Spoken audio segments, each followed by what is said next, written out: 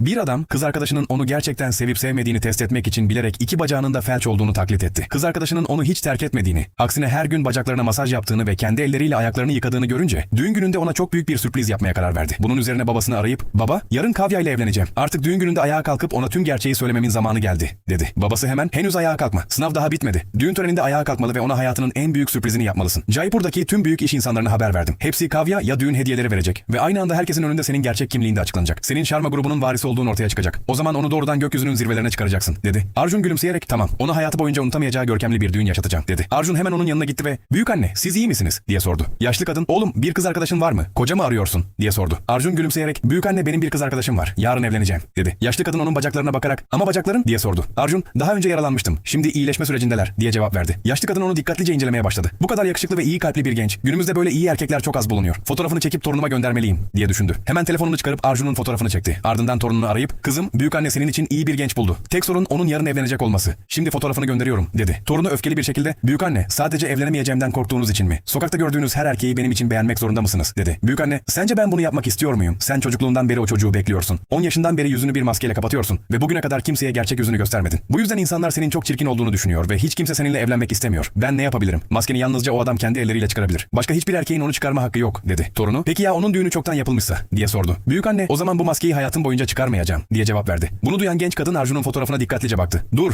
fotoğrafı hemen gönder," dedi. Fotoğraf gelir gelmez maskesini çıkardı. "Bu o," dedi. Hemen yardımcısına "10 dakika içinde bu adam hakkında tüm bilgileri istiyorum," dedi. Yardımcısı "Emredersiniz hanımefendi," dedi. Bir süre sonra yardımcı geri döndü. "Hanımefendi, bilgileri buldum. Yaşı ve hayatına dair tüm bilgiler 20 yıl önce gördüğünüz çocukla tamamen uyuşuyor. Adı Arjun Sharma ve boynunda taktığı yeşim kolyede Sharma ailesinin aynı sembolünü taşıyor," dedi. Kadın şaşkınlıkla "Emin misin?" diye sordu. Yardımcı "%100. Son 20 yıldır aradığınız kişi kesinlikle o," diye cevap verdi. Ancak yardımcı hemen "Fakat bir sorun var. Arjun Sharma'nın yarın Kavya Singh ile düğünü var," dedi. Kadın hiç vakit kaybetmeden "Düğünün saatini ve adresini bana gönder," dedi. Yardımcı "Emredersiniz hanımefendi," dedi. Kadın Arjun'un fotoğrafına bakarak yavaşça "Arjun, bekleyişim sona ermek üzere. 20 yıl önce verdiğin sözü artık yerine getirme zamanı geldi," dedi. "Bundan sonra ne olacağını görmek için kanala abone olun ve yorumlara mutlaka Part 2 yazın."